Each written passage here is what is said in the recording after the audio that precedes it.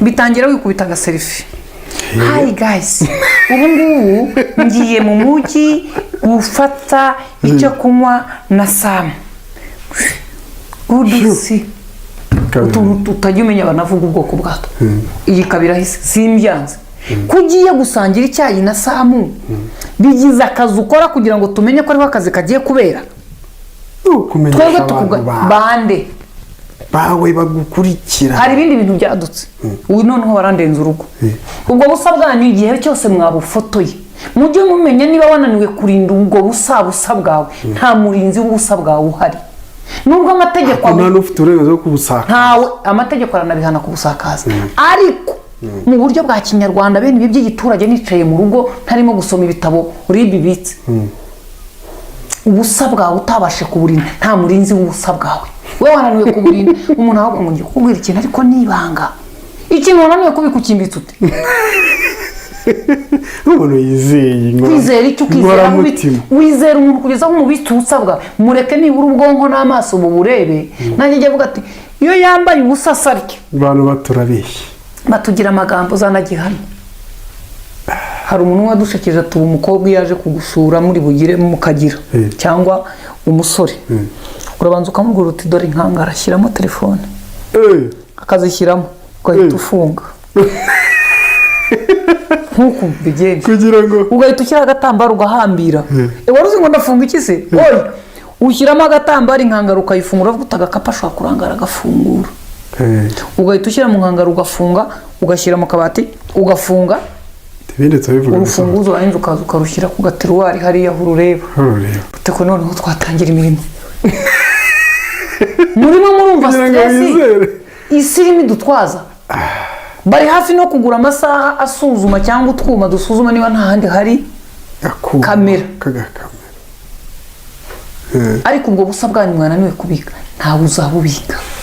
Nuwo mubwira ngo yakoze icyaha amategeko azamuhana ariko uzaba wasamye ku gasozi hose tukureba. Mwese rero muhite ariko biragera ku bakobwa nk'abagabo mu mwaka hashobora gusohoka video ebyiri z'abagabo cyangwa 3 nyirango dufite ebyiri muri uyu mwaka. Ariko iz'abakobwa nta munsi w'ubusa. Nta munsi w'usimya umwaka niwe ufite iminsi 340 ingahe buri munsi. Nuko sari bo bashukika cyane. Ahubwo nyangu nibu ubwonko bwayaze imbere y'abandi ababifotoye. None se niki gituma ubusabwa abakobwa buhora ku gasozi n'abagore n'abahungu?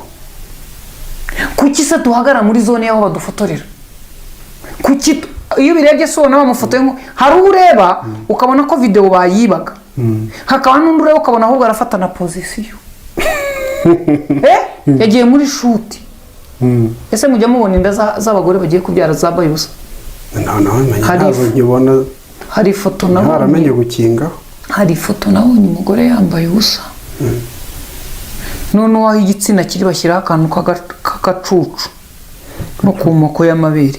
Ubundi ndana nange murebe ukuntu tugira ibyaho kureba ukabona akabuno k'umugore utwite. Imbere biraha akabuno yewe twanda we. Ibigezweho niba yarayihaga nk'umugabo oya bajya muri shoot umugabo se niwe yifotoye abariyo n'abafotora muri shoot studio.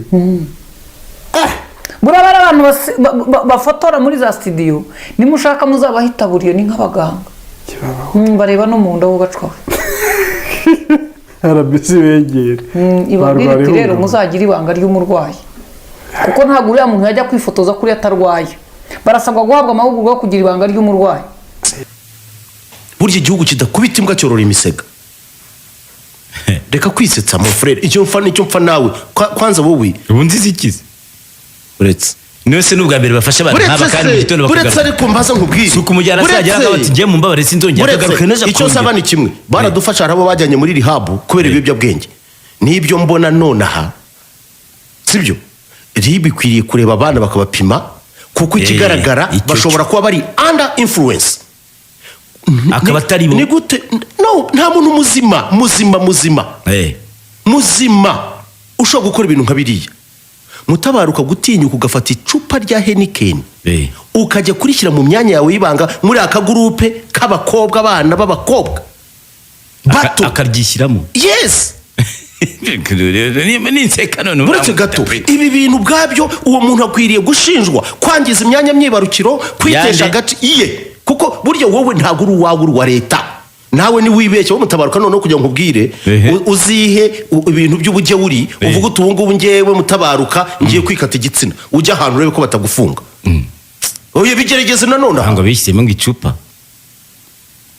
n'ibyo ubonye ariko se tubishyikire na za karoti n'imyumbati tubishyigikire ikibazo nuko tutari icyo nkubwira rero ngiki rero none barangiza bakabifata neza ubwo bupfapfa bakabusangiza abandi bose bigaca byakwiye igihugu cyose n'ubu ibyo ngibyo ubwabyo bisobanuye iki mu buryo burambuye bizica abandi bana mu mutwe n'uwatekerezaga kumva ko ashobora gukundana n'umuhungu imyanya igakora ibyo agomba gukora yumva ko icupa rishobora kumusimburira umuntu uri muri ica degeneration ariko rero reka dusipoze yuko uyu muntu ibi bintu nta muntu muzima wabikora ashobora kuba afite ikibazo mu mutwe ari under influence reka leta hari ibimukinamo reka leta imufashe mbere na mbere ibanze mujyane bamupime ibiyobyabwenge sinsabye kumufunga bamujyane mu igororero muri rehab hako no kumufunga bamufunga oya nibisha ubu ngubu ndabikubwiza ukuri ndarakaye ndetse cyane urarakara se bitangi oya hari ibyo tugomba gukora reka ntabwo dukwiriye kubaho nk'abantu bariho just mu buryo budafite kubaho gutyo tu gutyo tu so what ariko reka nkubwize ukuri ibi ngibi ni bya bindi uzabona baramufashe Dr Murangira agashya amaboko arimo gusobanura ukuntu byagenze ukuntu yafashwe n'itegeko rya muhana mu gitondo tukabona yigenda yari muri gahunda zisanzwe Dr Murangira adashobora no gusobanura ukuntu yageze hanze noneho uko biri kose kugeza uno munsi ndakubwiza ukuri ikintu cyitwa ibiyobyabwenge bimaze abana bacu cyane cyane aba bana b'abakobwa barashize ega nibyo bicupa bijombagura nabyo ni ibiyobyabwenge ntabwo ushobora kwijomba icupa monami uzi ko kugira ngo wijombe icupa wajya gutega wenda bikagira inzira kandi ubwo nabyo akifotora akabishyira habona kuko niba abantu babibonye nuko yabishyize hanze ariko seriously bugacya mu gitabo bati banshimuse ngo urubuga rwanjye barushimuse ibi rero nibategura itegeko no mu bihano birimo hakabamo guhana abantu kutazongera gukoresha imbuga nkoranyambaga mu gihe runaka kugira ngo iyo addiction nayo ubwayo bashiremo n'ibindi bitandukanye hanyuma ikindi kandi bazahindura amazina hanyuma ikindi bakoreshe kaga systeme k'ubufaransa ko niba ugiye gufungura imbuga nkoranyambaga shiraho indangamuntu yawe kugira ngo ubugoryi bwose uzakora abantu babumenye utayishyiraho bidafunguka ibi mushobora kubifata gutya ariko abatekereza sinzi icyo duhaze sinzi umurengwe dufite ariko aho turi mu kugana ni habi ndetse cyane kurushaho njye ntacyo bimbwiye maybe I will be gone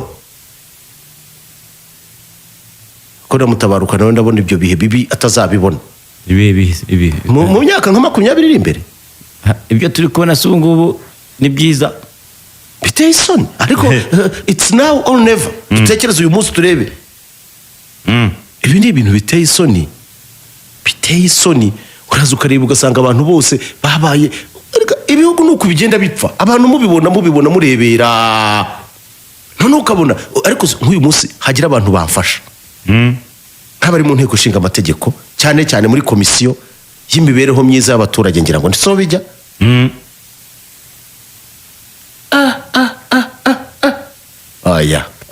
oya seriously dukwiriye kugira ikintu na kimwe nta kirazira abantu noneho kubera icyo kintu abantu baragiye bishyira hamwe mu bugoryi bwinshi ntawe ubavugaho na leta isa nk'aho ibatinya bakora umwanda wabo wose intoxicatinga sosiyete ariko people they no hako n'igihe umuntu akubwira ngo ibyo by'umuco muvuga njye sinawubayeho none tugaruke ku kindi akuvuga buretse gato uwo muco uri kuvuga w'u Rwanda njye sinawubayemo nabaye hanze niba yarabaye hanze ariko ari mu Rwanda where the morality zigomba gutekinga place morals tugomba kuzuba sibyo hari umuntu uvuze ngo njye nababwiye ko generation y'ubu ngubu y'urubyiruko ko yarangiye nta muco kandi byose nicyo bita right but what is right icya kabiri ibi bintu byo kuvuga ngo my body my right ndaguha urugero rwa hafi kandi reka mbe kategorike.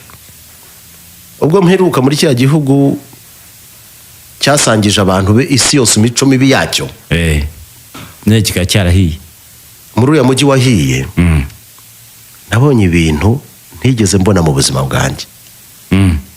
Hari umwe mu bagabo b'inshuti zanjye b'abakire cyane hano i Kigali, numva dushobora kuba twari turi kumwe,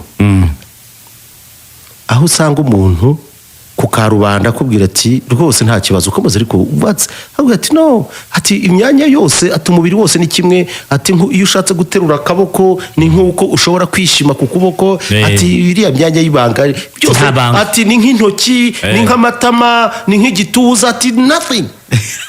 ubwo nta banga nyine. Rero aho bishyira na hano iwacu, ndabona ibintu biri mu kujya habi, tunapoenda ni pabaya zaidi kabisa. Hari umuntu uvuze ikintu hano, hari abantu bagenda n'ipfunwe riturutse ku byo ababyeyi babo bakoze. Ibyo ukora uyu munsi bitegura hazaza wahawe.